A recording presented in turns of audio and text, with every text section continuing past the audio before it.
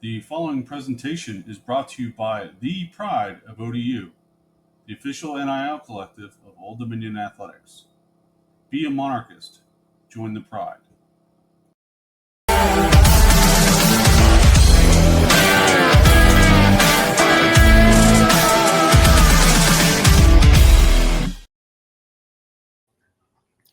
Monarch Nation, thank you for tuning in today to the Monarchist. We are here to talk about yesterday's second half debacle against James Madison and preview the game against App State. But first, I want to welcome in my co-host Aaron and our guest, ODU Hall of Famer, Mr. Plisco. How are we doing today?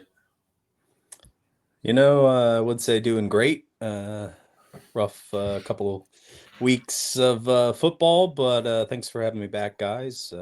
It's been tough, but got a lot of football left here in the season to see what we can do with it. Absolutely. Hey, Mike, before we get into the game, why don't we talk about the good stuff that happened yesterday?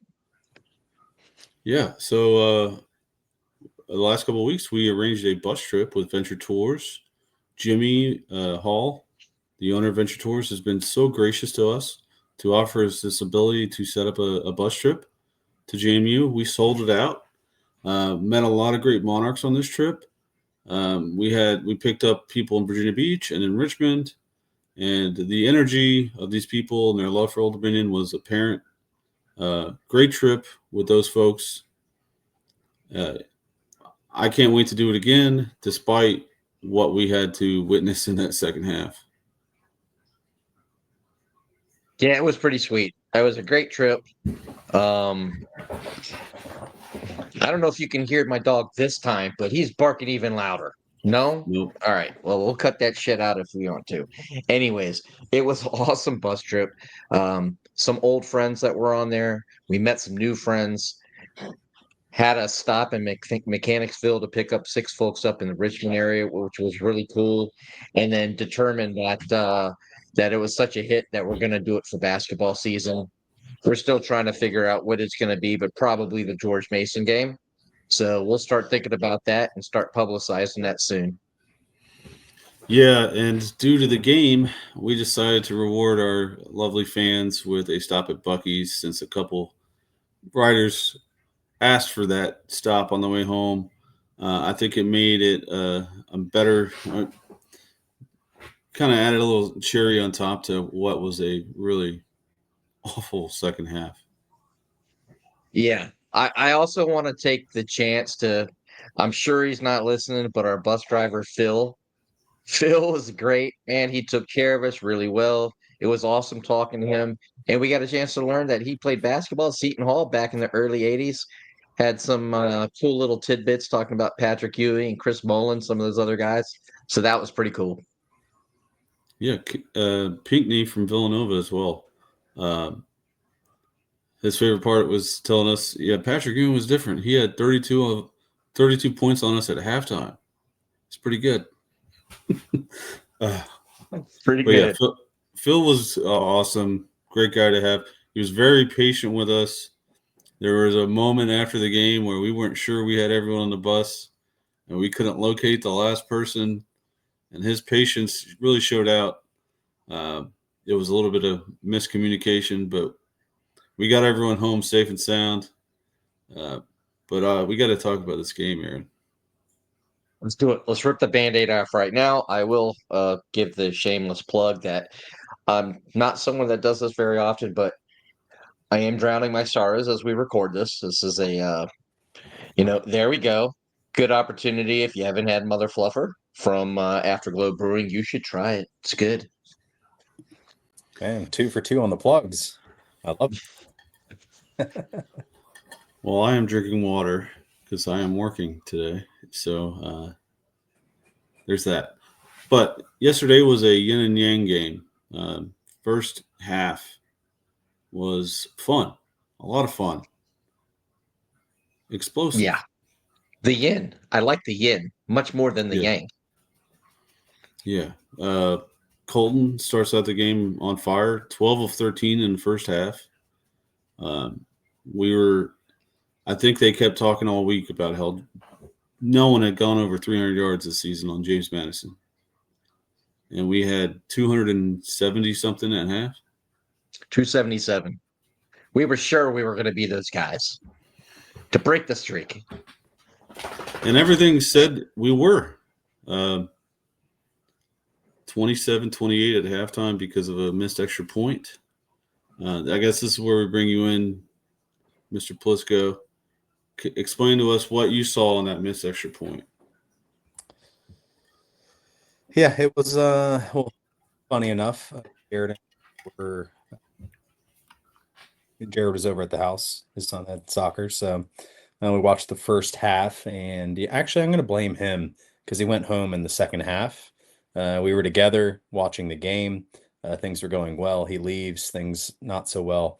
I admittedly did not see the missed extra point, which, shame on me.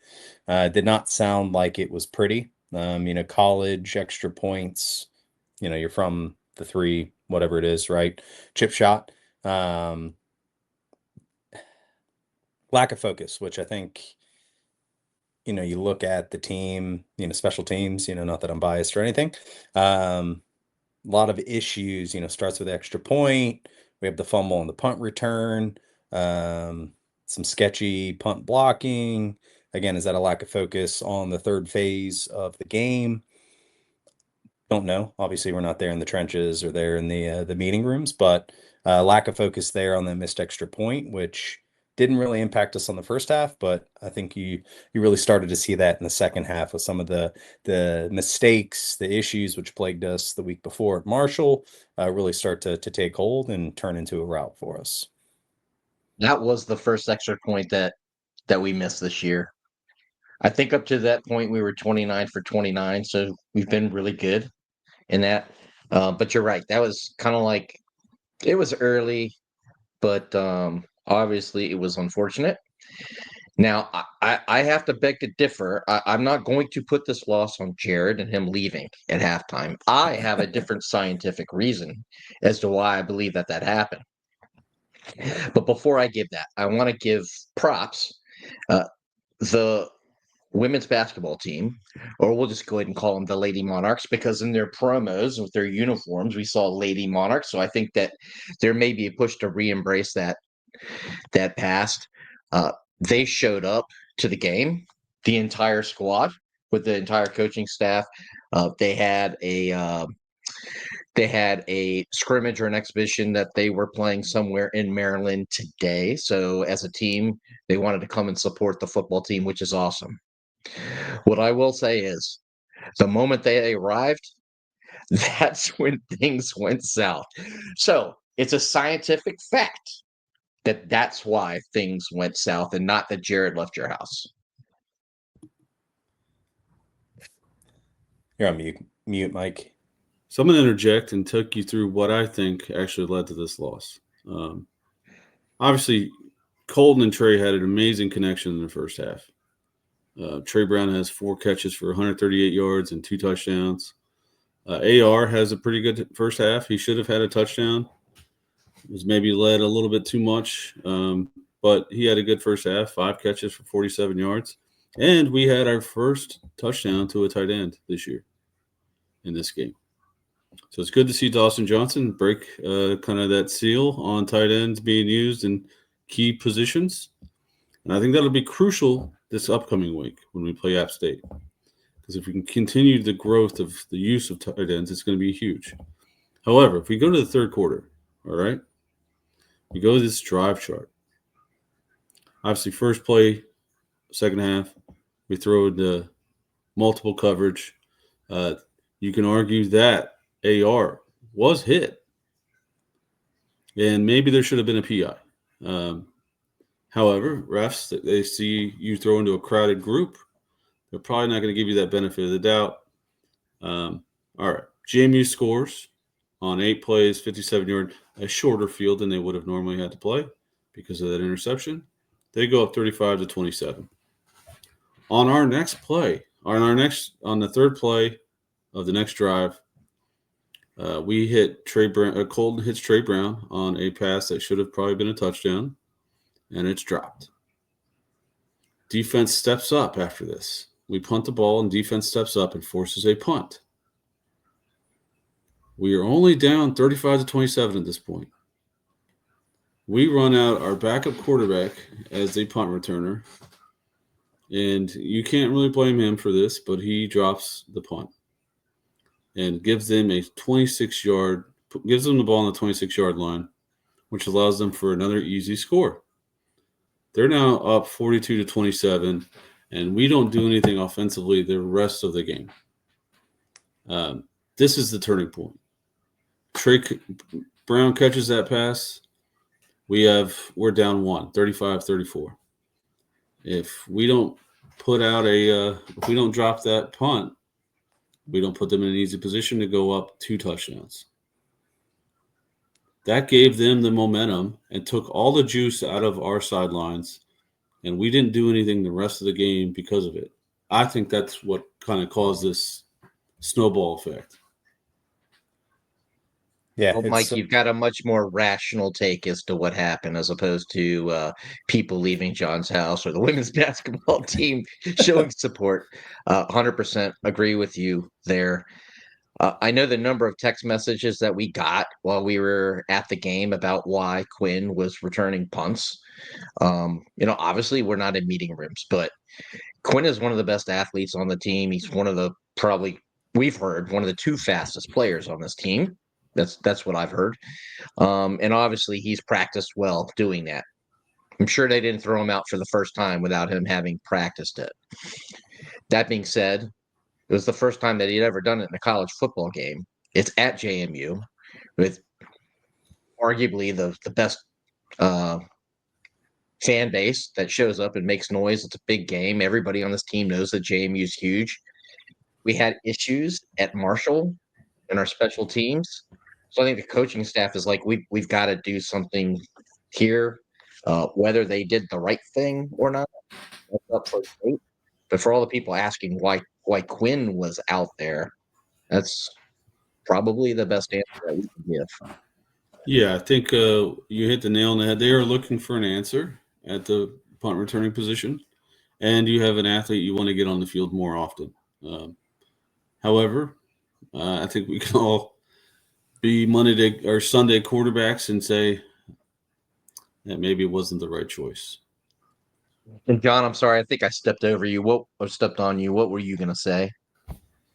Yeah, I was just going to talk about the momentum comment. Mike kind of laid out the chain of events. Like, obviously, we came out with that first play on the kickoff. We scored. We had the momentum. JMU comes back, answers, like going blow for blow. Like, we're riding high. Again, we're down. Missed the PAT. Going into half, feeling good. Yeah, it's interception. Again, Colton did get hit. Maybe he was trying to lead him into being open. We would never know. We saw the pick, saw the result. We have the pick, we have the drop touchdown likely, and then the fumble and the punt. Like, that just takes the wind out of everybody's sails, right? And JMU's a good football team. It pains me to say that. They have, I know their DC was what was he, co-defensive coordinator at Alabama or Georgia, one of the SEC schools. Like, they have big time coaches, they have big time players. Were we competing with them? Should we have had more of a competitive scoreline? I think so, but that kind of chain of events really hit us hard and we never recovered. Again, 3 and out, interception, 3 and out. Like, the offense just went away, disappeared.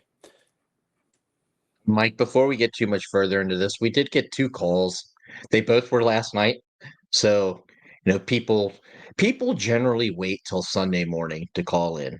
But the 2 calls that we got were last night. Why don't we go ahead and play those? We can kind of talk about them and then take it from there. What started off great turned into a joke of a game, joke of play calls, joke of coaching decisions. Some run game decisions look great, but then on third down looked horrific. Just pissed off right now on so many levels, and I cannot wait to see what happens next. Unfortunately, there's going to be repercussions with players hitting the portal after we make decisions with this coaching staff going forward, but I'm tired of it. Just a complete joke. Fellas, your take on that's obviously Garrett calling in. What do y'all got to say about that call? You want me to go first? Take it away. All right. Obviously, with the excitement leading into the season and how we started off the season, that letdown was pretty big these last 2 weeks. So we can understand everyone's frustrations, and we can understand the kind of the timeline of Ricky's career here, that some are upset and disappointed with where the program's at. So I can't blame anyone for feeling that way, especially when we just allowed the second most points ever for an ODU team with 63.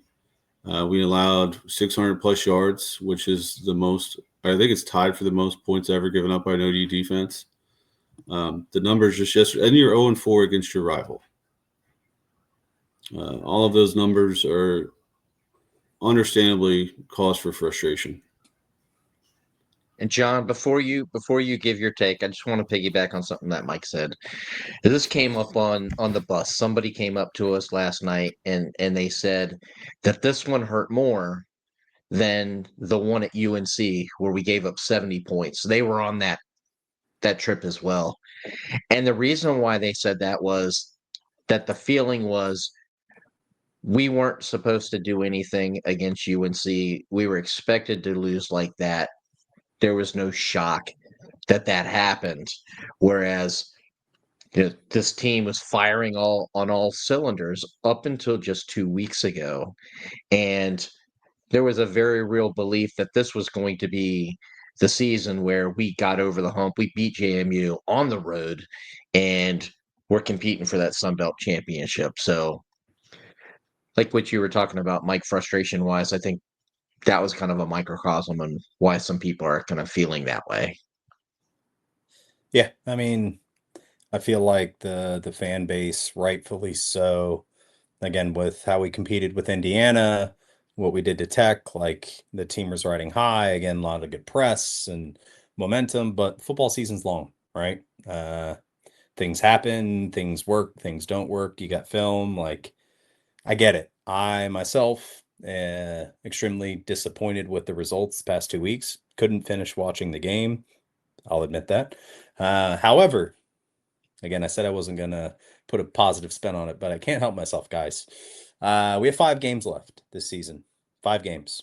We're 4-3. If you look at the first half of our schedule versus the second half, the first half was a gauntlet. We had competitive teams, bigger schools, more, tenured or better teams, right? We're 4-3, right? We look ahead to who we have and what we, who we have to go play, and we have a chance to go 9-3.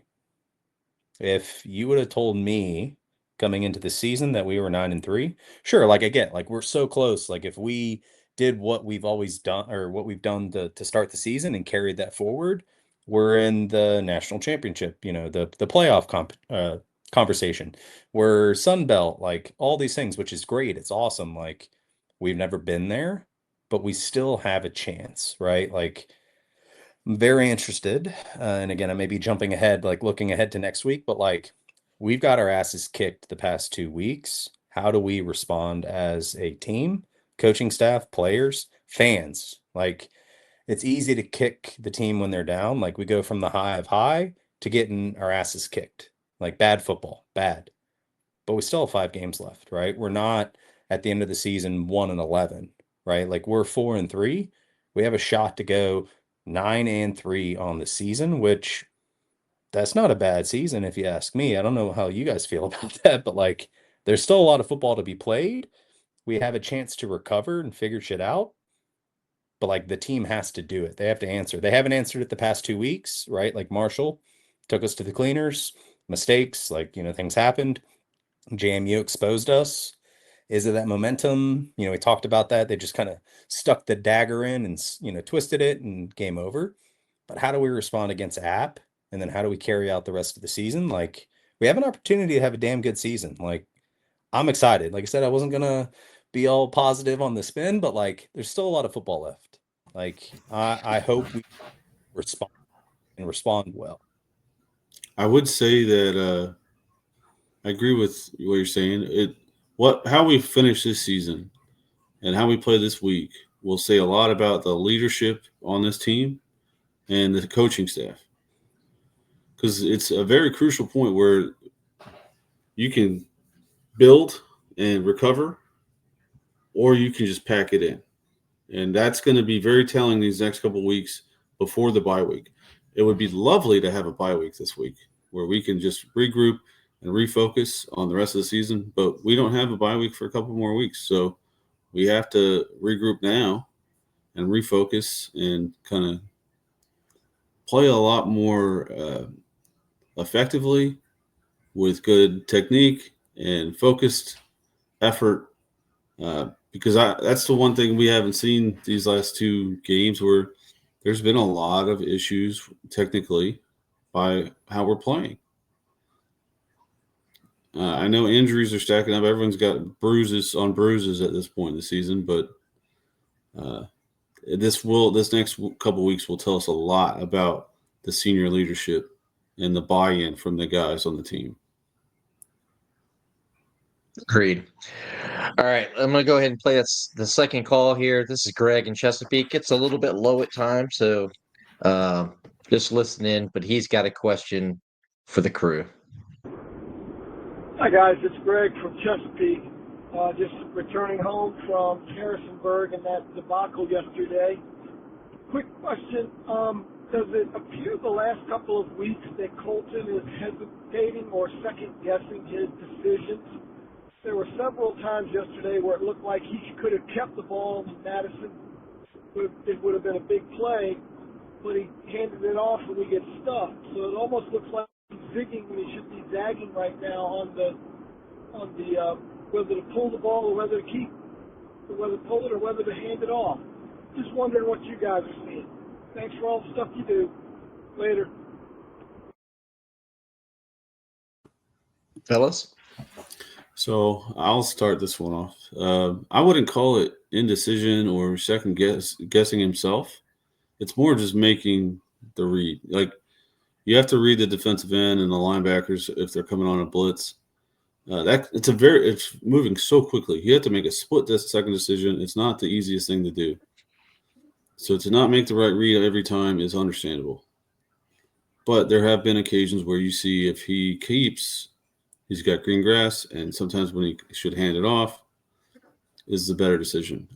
But second-guessing that is very difficult because we also don't know how many of these are designed runs and how many of these are designed RPOs. What we can say is the run game was not effective enough yesterday, and that is on that all lays at the hands of the OC and the head coach.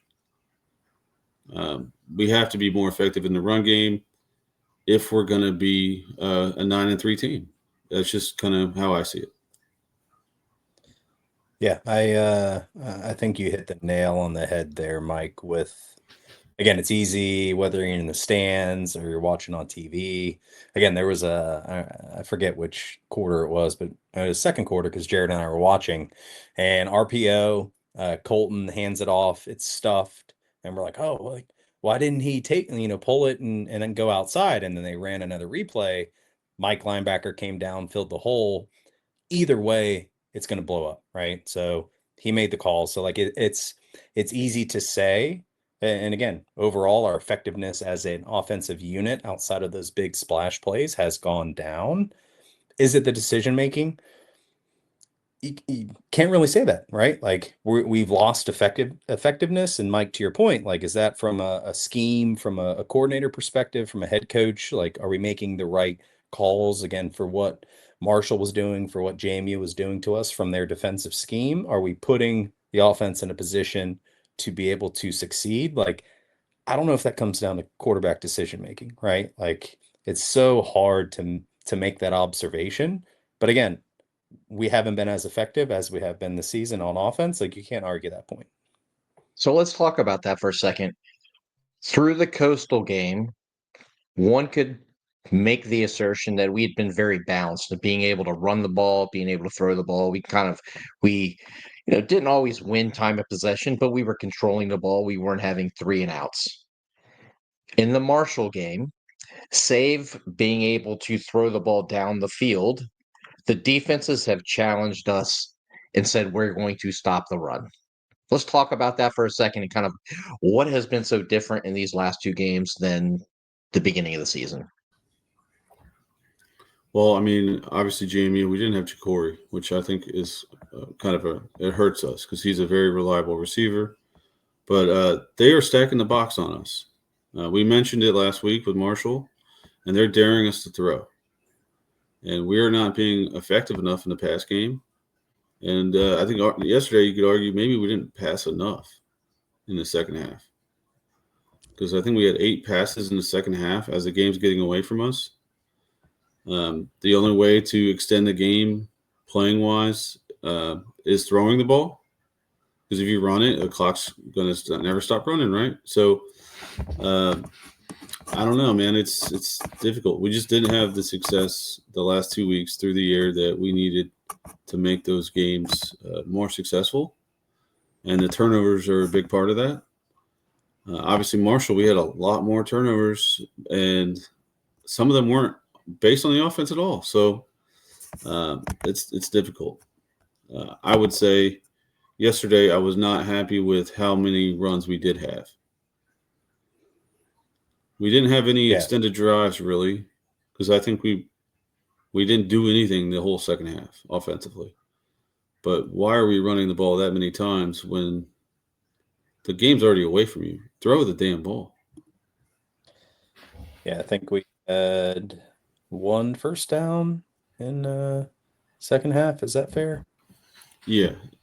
Yeah, It was followed up by an interception, I believe.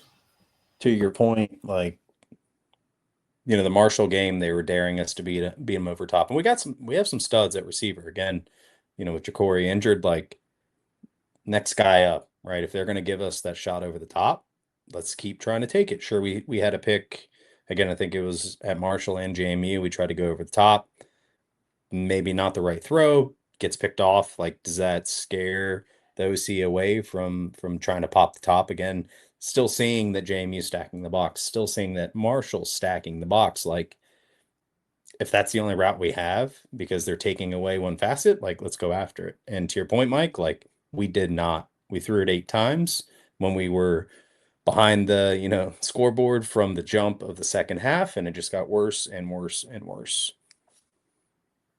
I mean, we scored 27 points in the first half, largely on the back of throwing the ball.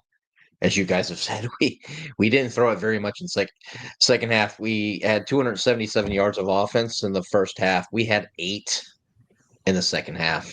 We ended up with 285 yards of total offense. We surrendered 624. Alonzo Barnett has 6 touchdowns. I mean, overall, we've always said that we'd be honest and authentic, but while seeing things through a positive lens. And I appreciate, Jonathan, you talking about this team could be 9-3. And I agree. We absolutely can. And I'm certainly not giving up on this season. We'll all be there on Saturday. There's a lot of football left, but something has to change. I know people who watch this every week are going to laugh at what I say here because every week, Mike, we've talked about this is the week that we're going to know what we have in this squad. That goalpost keeps moving, where ultimately we thought we'd know what we had with the squad at Liberty for various reasons, with Vasco being hurt, with the weather. We pushed that down the line with Coastal, and then we saw what happened with Coastal, but we weren't really sure. We said Marshall's going to be that game. And then everything at Marshall was just so weird, where we could throw the ball, but everything that could go wrong did go wrong, and that there's no way that was going to happen again. That's like this perfect storm. And then we go into JMU. We have a first half that's like, if you're a UFC fan, it was that that fight that put the UFC on the map with Forrest Griffin and Stephen Bonner, where those dudes were just throwing bombs back and forth. Bam, bam, bam. That first half was just like that. It was crazy. Really fun to watch. But then the second half was the opposite, for us. So now I'm going to push this goalpost forward again and say, this is the week, because as bad as we've played at times the last 2 weeks, I don't think that is our team. But we have to put up or shut up this week. And I don't know that it's the coaches. I mean, I think it's the leadership in the locker room. John, I mean, you could talk about this most. I think those dudes have to get together, the folks that are leaders, and look to the left and look to the right. They're doing this for each other. It's not what the coaches are doing. Just like when I was in Officer Candidate School, we might be pissed off at the drill instructor, but ultimately we were going to, as a team, as a unit, we were going to do what we needed to do. And this is a really important game. It's important for the team. It's important for the coaches. And it's just as important for the fans, because I'm afraid that if we lose this game at home, the fan base is going to flip. We win this game here, and all of a sudden we're 5-3? We're one game away from bowl eligibility. And with the schedule in front of us, we very well could end up 9-3. So I'd be interested to see what you guys think about how important this game is this week. Yeah, that's a good point, Aaron. And we've gotten our asses kicked the past 2 weeks, and the coaches can only say and want to know, like, focus on App State, like, recover, and it's going to be very telling what team comes on the field and how they execute on how the team comes together behind that leadership group, right? Like, it's so easy to say, oh, you got blown up on defense, right? Like, you didn't shut down your guy, or you had the fumble, or you threw the pick. Like, it's so easy when you go from the high of high to the lows of lows to say, oh, you messed up, I did my job. But do we have the leadership in the locker room to cut that out? Say, hey guys, guess what? We got popped 2 weeks in a row. Let's go out. Let's go beat App State. Let's get on a roll. Let's go to 9-3. Let's finish the season strong. And I do think, Aaron, like, this will be a make or break for a lot of different facets of the program. Again, you look at it, there's many facets that could go off if we don't respond well, just from the team and how they bounce back from getting punched in the mouth. Yeah, just win. We need it. Please show up. It's homecoming too. Like, this is a great weekend to be on campus. But why don't we take a moment for our break, and then we'll get into App State.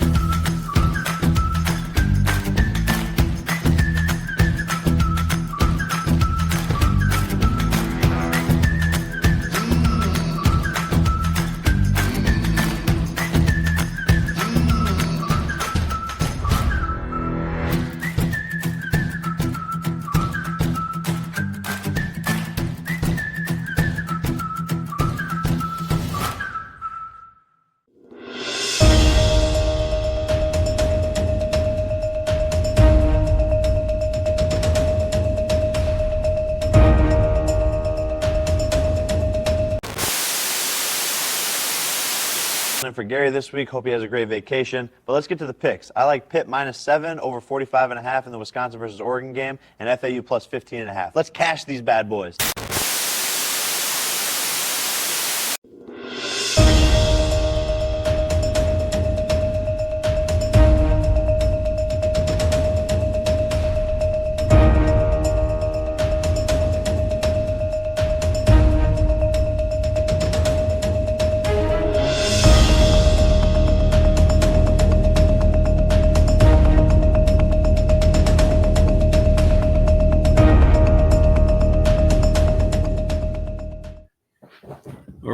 this week at noon on ESPNU and at SB Ballard Stadium. Old Dominion faces App State for the 2025 homecoming. Tailgate lots open at 7. The parade has been moved to Kaufman Mall, so it'll be more of a gathering. Should be a beautiful day on campus. The weather looks awesome.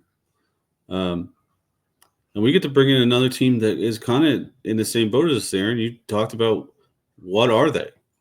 They are 4-3 on the year, but their 4 wins come against some teams that are really struggling this year. They beat Charlotte, 1-6. They beat Oregon State, 1-7. They beat Georgia State, 1-6. And then they beat Lindenwood, which I don't know what that is, but it's an FCS program. I was going to say, I don't even know kind of what that is. Yeah, it's – let's see what Lindenwood's record is, because I've never heard of this school. I don't even know where it is. I mean, Lindenwood did only lose by 7. They are located in St. Charles, Missouri. So that probably explains why we've never heard of them. They got blown out by B-Dubs down at Tennessee Tech last week, 52-28. So, yeah. It's an football. So they're not a good football team. They're 3-4 on the year. So, yeah, I would say probably not the best FCS team.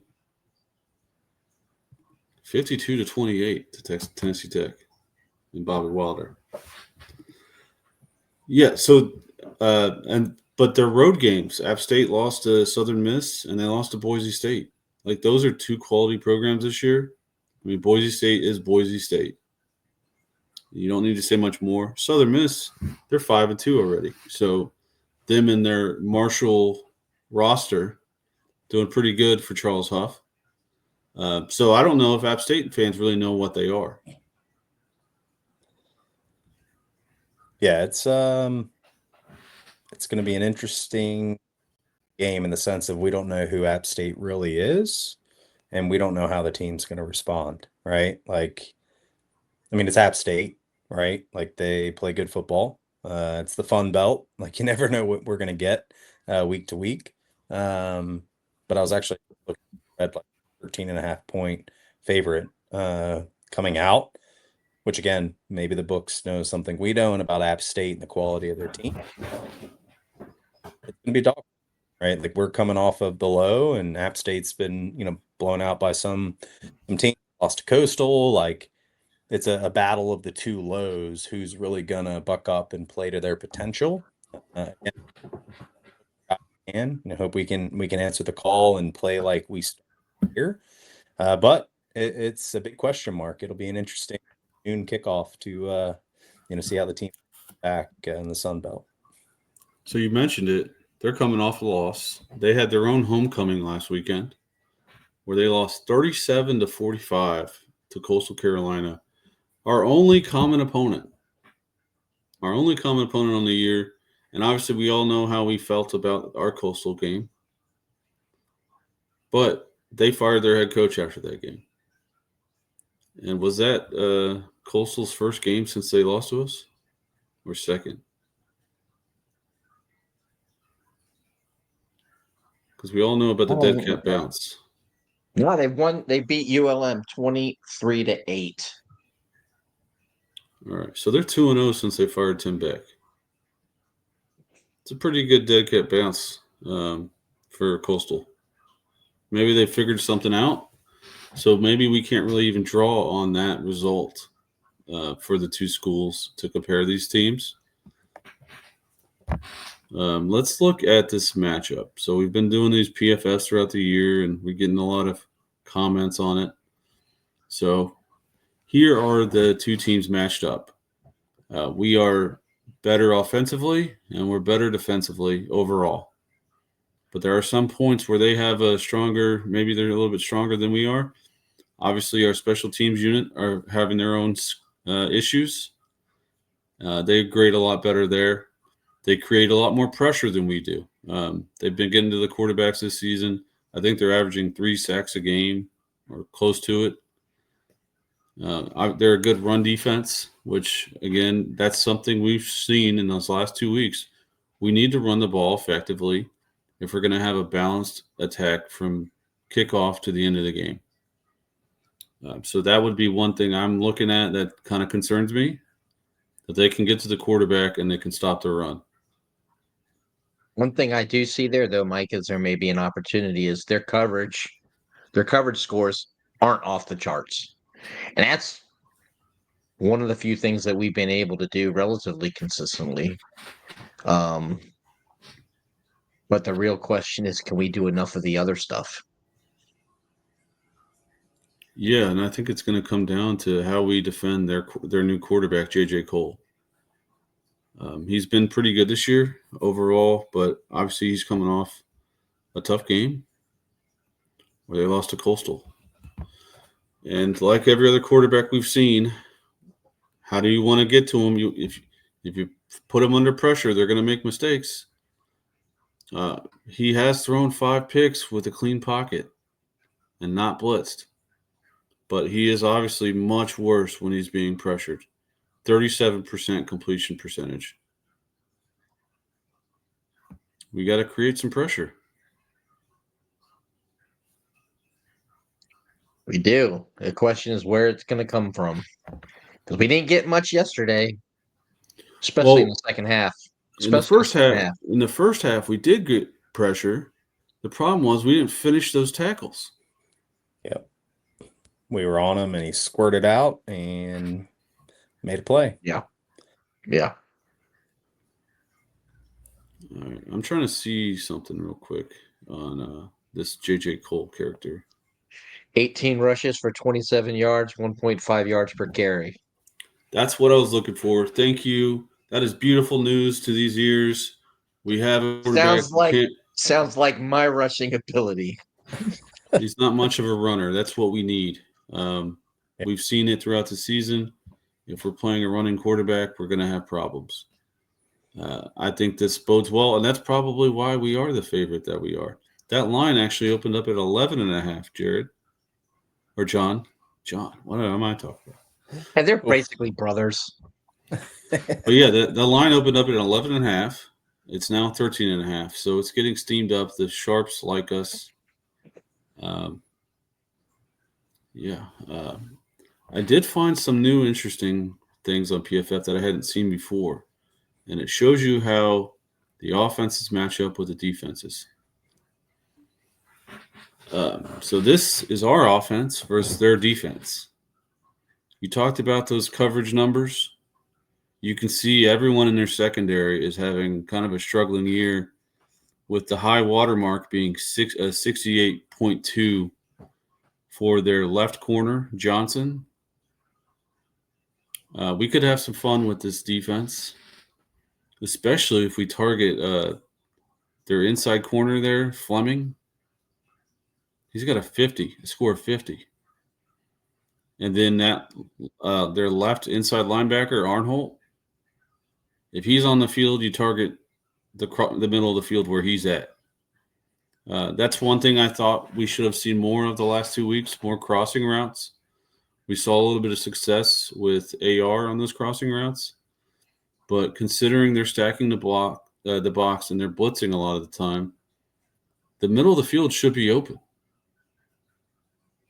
And we haven't been using it effectively. We saw it last year where we didn't use it, and then we started using it, and then our offense became really effective.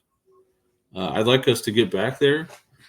Then this defense kind of shows you the opportunity is there.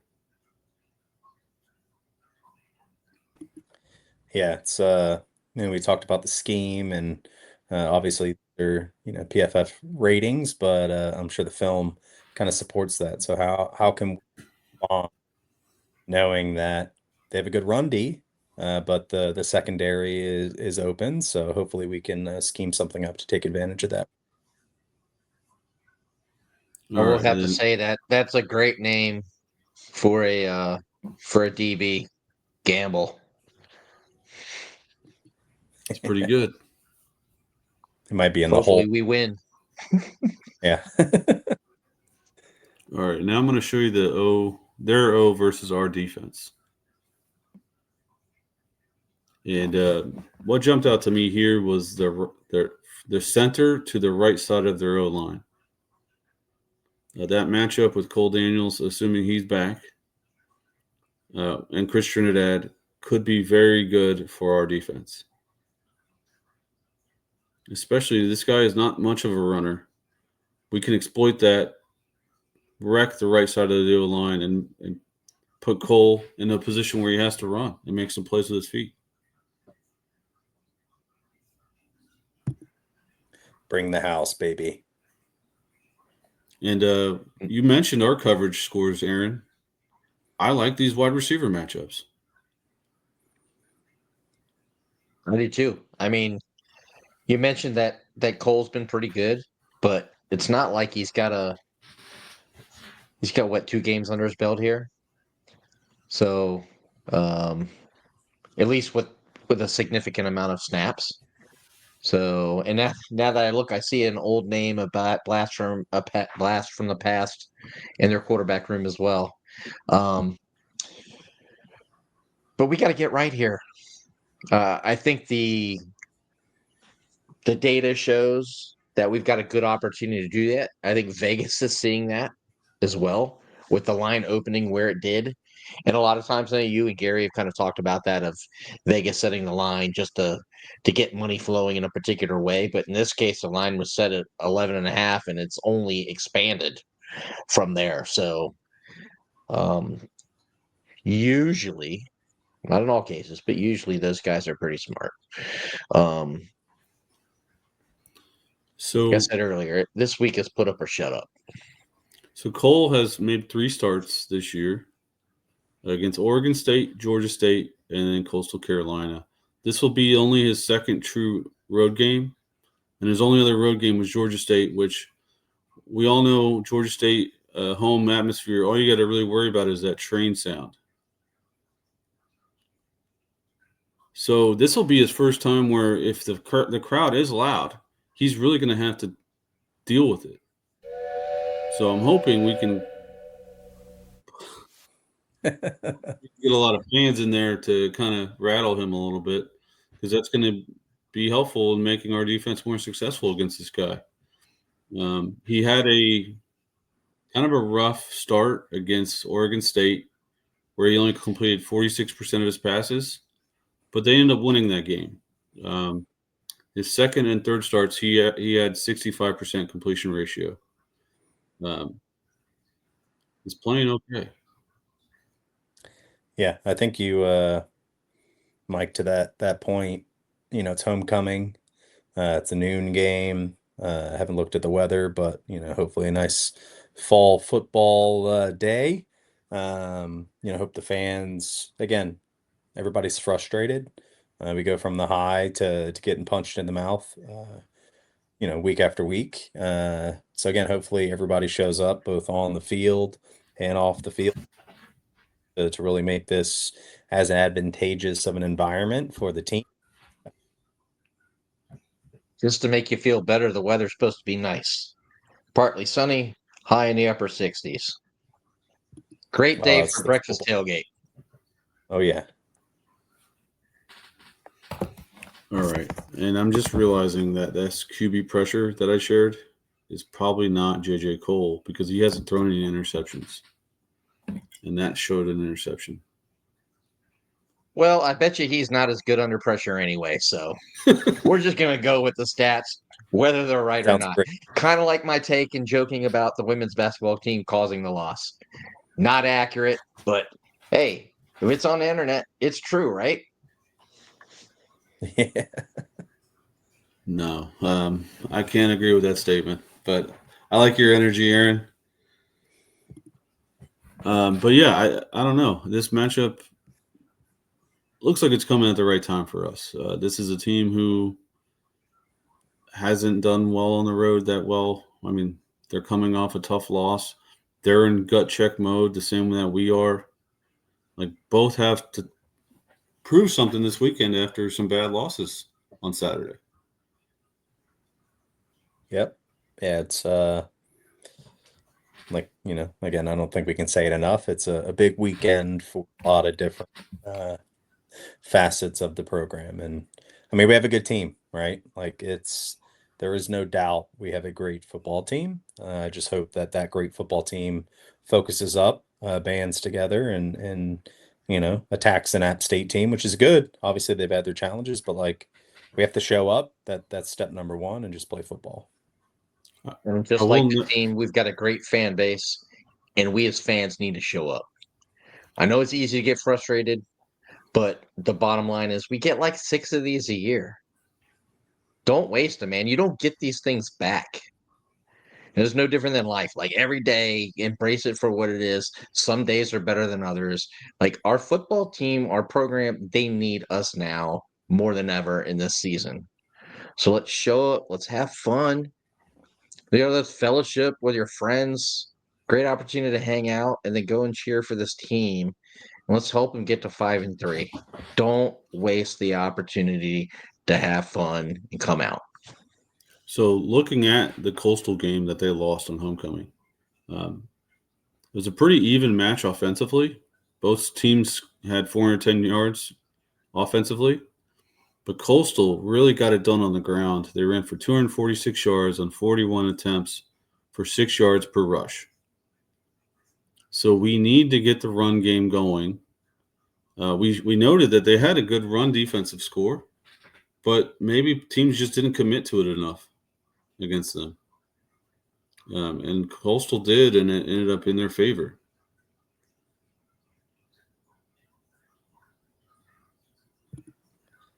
I'm just excited.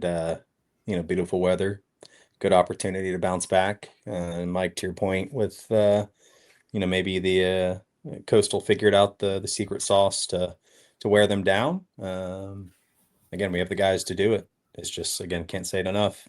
They got to show up and band together and, execute to how we know they can, because that hasn't happened the past 2 weeks. All right. Well, how are we feeling? Are we doing predictions, or are we staying away from those, Aaron? No freaking prediction for me this week. We need my prediction. Win. We have to win. We have to win. But yeah, my prediction is ODU win. However, the hell it happens. If it's 2-0 because we get a safety, you know what? That's a win, boys. It's again a lot of uncertainty on both sides, and we just need to show up. Everybody needs to show up, get loud, fight. If by 50, great. It's by a touchdown, great. Right, we're back on track, heading into the rest of the schedule that we have, and with some good momentum finally again. I think the only thing I'd add, Mike, is a lot of times you'll ask, what do we need to see here? I really think that we need to see our ability to run the ball return. It doesn't have to be off the charts like we did in some of those games, but we've got to be able to run the ball, because if we are a completely one-dimensional team, our chances of being successful are significantly less. So we got to figure out a way to be able to threaten teams multiple ways. Marshall and JMU have exposed us the last 2 weeks, so we got to figure something out there. Yeah, and to add to that point, we need to kill this turnover problem. 8 turnovers the last 2 weeks? We can't keep giving the opposition this many extra opportunities with short fields. It's backbreaking for the defense. It puts them into bad spots, makes them look worse, and it kills the team momentum and energy and the juice. It just takes it all away. We all know one of the best fans of Old Dominion, Juice Man. Bring the juice, right? Bring the juice. Don't kill it with dumb turnovers. If we do that and we run the ball effectively, we're going to win this game. And it's a breakfast tailgate.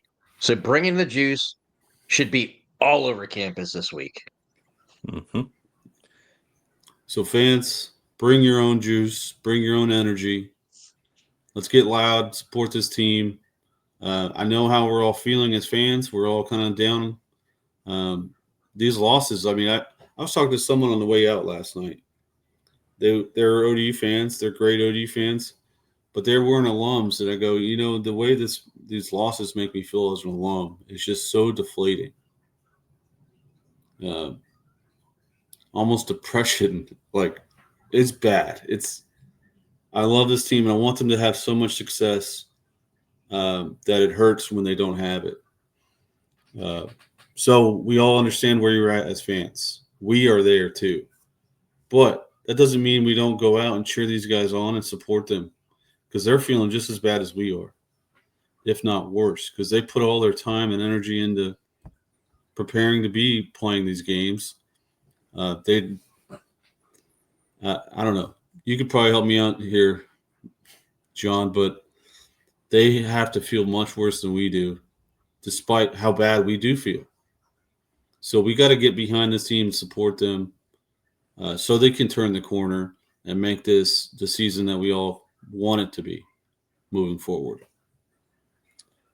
Yeah, Mike, that is an excellent point. And they feel so much worse. Again, they have the pain, they have the damage, they have the film that they're gonna scrape through over the next couple of days to learn from their mistakes. And it sucks. And we hope that our guys are gonna come back, forget what has happened, bounce back and do a strong showing, Mike. And that needs to be the same expectation for everybody showing up for the breakfast tailgate. Like, it sucks. We're not happy. Like, it's not ideal, but like, hey, we hope our guys bounce back. So we need to do that as fans and support them so that they have that juice, right? Like, lots of juice, baby. Like, they have that juice to feed on to make sure they hit that bounce back and beat App State. So Monarch Nation, we'll see you Saturday. We'll see you Sunday at the men's basketball exhibition. Please, I'm always the guy with the shameless plugs. Please subscribe to the YouTube channel if you're not yet. We're almost to 500. We could use your help getting us pushed over that. Share it with your friends, with fellow Monarchs, anybody who wants to listen to this stuff.